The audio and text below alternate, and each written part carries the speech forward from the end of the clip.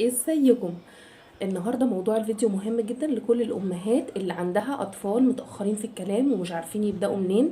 النهارده هقولك في 5 خطوات بس ازاي تبداي. اول خطوه ان احنا نعترف ان في مشكله.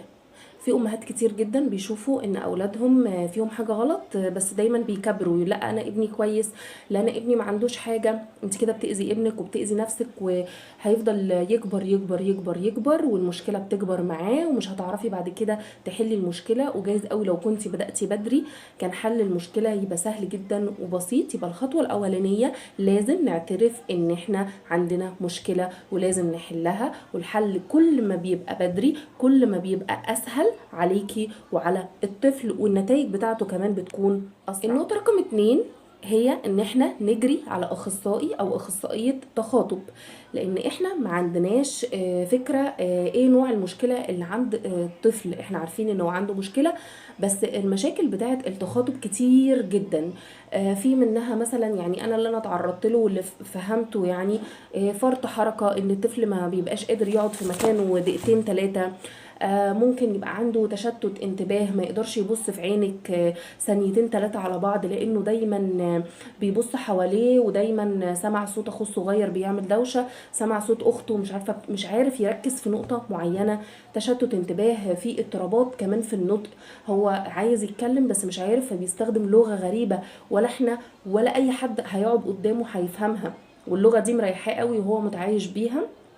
فمشاكل التخاطب كتير جدا جدا. فاخصائي التخاطب اول حاجه هيحددها لك نوع المشكله اللي عند الطفل، المرحله اللي هو وصل لها حسب سنه طبعا، وهيبتدي يديكي بقى خطوات معينه تمشي معاه عليها، وهو كمان هيبدا ان هو يشتغل معاه ان المشكله دي تتحل. النقطة رقم 3، دورك مهم قوي. في امهات كتير تقولك انا عملت اللي عليا ووديت ابني لاخصائي تخاطب وكده انا عملت اللي عليا معاه. حضرتك انت كده ما عملتيش ولا اي حاجة. دورك اهم كتير قوي من اخصائي التخاطب، بجد والله العظيم. دورك مهم جدا. ليه؟ اخصائي التخاطب بكتير وهيشوفوا 3 مرات، 3 مرات مثلا في الاسبوع، ساعة في المرة، علشان خاطر الطفل ما يتخشش معلومات في دماغه ازيد من استيعابه.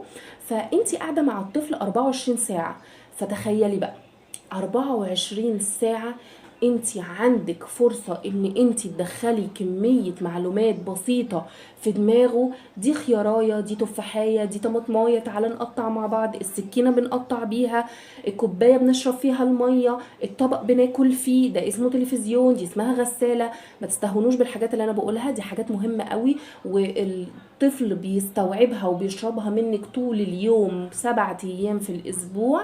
دورك مهم جدا. ما تقعديش تشربي النسكافيه والقهوة بتاعتك وتنسي ان دورك مهم. رحت قبل كده لاخصائي تخاطب، الكلمة بتاعته ما قدرتش انساها لحد النهاردة رغم ان عدى وقت طويل قوي على الكلمة دي. قال لي خليكي مع ابنك في البيت كأنك معلق رياضي رخم، اللي هو ما بيسيبش الهفوه تعدي في الماتش غير لما يعلق عليها. وفعلا عملت بالنصيحه ديت. الموضوع بيبقى في الاول متعب شويه، لكن بعد كده بيبقى الموضوع سهل جدا. نقطه رقم 4، الخروج بالطفل. الطفل ساعات بتحصل له مشكله تخاطب بسبب ان هو ما بيطلعش من البيت كتير. طبعا احنا عارفين التليفونات والتابات والحاجات والتلفزيونات وكده، وان دي مشكله طبعا هي اللي بتخلي الطفل يخش في العالم بتاعه ده ويقفل على نفسه وما يتكلمش كتير. وساعات على فكره اطفال ما بتبقاش متعرضه لكل الحاجات ديت وبرده بيبقى عندها مشكله، بتبقى حاجه من عند ربنا. بس الخروج اثناء ما انت بتعالجي طفلك بيروح لاخصائي تخاطب وانت بتعملي اللي عليكي في البيت وقايمه بدورك مظبوط، حاجة مهمة جدا هتساعدك وهتساعده لو هو عنده مشاكل تانية. يعني ممكن بجانب مشكلة التخاطب ان هو بيبقى حاسس ان هو بيتكلم بلغة غريبة عن اللي حواليه، او حاسس ان هو اصلا مش قادر يوصل الحاجة اللي هو حاسس بيها للي قدامه، مش عارف يتكلم شبه اللي حواليه فبينعزل. لو اديتيه مكان فيه اطفال كتير بيبتدي يقعد على جنب، لو اديتيه حضانه بيبتدي يقعد في كورنر كده لوحده، خايف، هو خايف يتعامل مع الناس اللي حواليه لانه مش عارف يكلمهم ازاي. فاهم حاجه تعمليها انت، هتخرجي هتاخدي طفلك وهتخرجي بيه، مش هتجبريه ان هو يبقى يخش وسط الاطفال يلعب، ده هيجي مع الوقت. هيروح حضانه الحضانات فتحت دلوقتي عادي، وديه، والحافظ هو الله يعني، فوديه مع طبعا الامور اللي احنا بنحافظ بيها على اطفالنا، والحضانه طبعا تبقى مهتمه بالنظافه، وما يبقاش في عدد كبير في الفصول وكل الحاجات دي. فالمهم ان هو يخرج يروح حضانه، تاخديه توديه عند يبقى نقطة رقم 4 هنخرج بيه، هنوديه حضانة، هنوديه زيارات عائلية، هنوديه حفلات للأطفال في مثلا زي كافيهات كبيرة بتعمل كل يوم خميس مثلا حفلات للأطفال، وتجيب لهم شخصيات ومش عارفة ايه. سمعتي ان في مثلا عيد ميلاد حد، يلا لبسيه وانزلي. مهم جدا الخروج، عشان هو يتعود ان هو لا، انا ممكن اقعد في زحمه عادي، ممكن العب مع الاطفال عادي من غير ما اتكلم معاهم، هسمع لي كلمه من هنا كلمه من هنا. حلقة اللغة مع الخبرات الحياتية اللي أنا بعيشها أو اللي الطفل بيعيشها. فالخروج مهم جدا. نقطة رقم 5، ودي في نظري أنا مع تجربتي أنا أهم نقطة في الكون: الصبر والتفاؤل. الصبر بمعنى إنه ابنك محطوط في المشكلة دي مثلا مش أقل من سنة. هو كان المفروض يبدأ يتكلم من وهو عنده سنة ونص، فانتي مثلا وديتيه او اتحركتي وهو عنده سنتين، وفي بقى 3 سنين، وفي 3 سنين ونص، وفي 4 سنين. كوارث كنت بشوف على، يعني وانا محطوطه في المشكله دي كنت بشوف بصراحه ربنا كوارث، وكان بيبقى اهمال، وانت ازاي سايبه الطفل لحد السن ده وما حسيتيش ان في كارثه. فاللي عايزه اقوله لكم في النقطه رقم 5 دي، انه الطفل يعني هو محطوط في المشكله دي او بيستخدم اللغه الغريبه دي او ما بيتكلمش لمده مثلا اقل حاجه سنه من عمره، كان المفروض يكتسب فيها خبرات ويتكلم وهو ما اتكلمش. فما تنتظريش ان النتيجه تحصل هوب انا وديته الجلسه في الثانيه فالنتيجه هتبهرك، هيخش عليكي بقى ايه، بص واحضان وازيك يا ماما وعامله ايه ويلا نروح البحر ويلا، مش مفيش الكلام ده، مفيش الكلام ده خالص. الصبر. الطفل كل مدى ما هو عمال بيخزن من الاخصائي اللي بيقعد معاه، بيخزن من الحضانه، بيخزن منك، بيخزن من الخروجات اللي هو بيخرجها.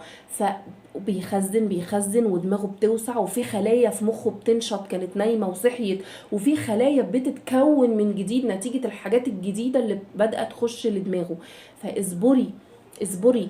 هو بيخزن، وفجاه فعلا بعد وقت مش اقل من سنه، لو هكون مثلا يعني مش اقل من سنه، لو الطفل مثلا حرك وكده ودماغه حلوه وذكي، ممكن 8 شهور مثلا وتبصي تلاقيه بدا يديكي نتيجه حلوه. ما تيأسيش، خليكي صابره. انتي بتعملي الصح وانتي ماشيه في الطريق الصح، خليكي صابره، وخلي عندك ايمان بربنا كبير قوي ان مفيش مشكله وملهاش حل، وانتي بتعملي اللي عليكي. فالصبر والتفاؤل مهمين قوي، وما اعتقدش ان الصبر والتفاؤل على فكرة مهمين في المشكلة دي بس، الصبر والتفاؤل مهمين علشان نقدر نكمل حياتنا في ظل الضغوطات الكتير اللي احنا عايشين فيها. فخلي عندك صبر وإيمان بالله انه المشكلة دي هتتحل بس مع الوقت. واخيرا نصيحة لكل ام عندها بيبي من 6 شهور لسنة، او لسه مولود مش من 6 شهور حتى.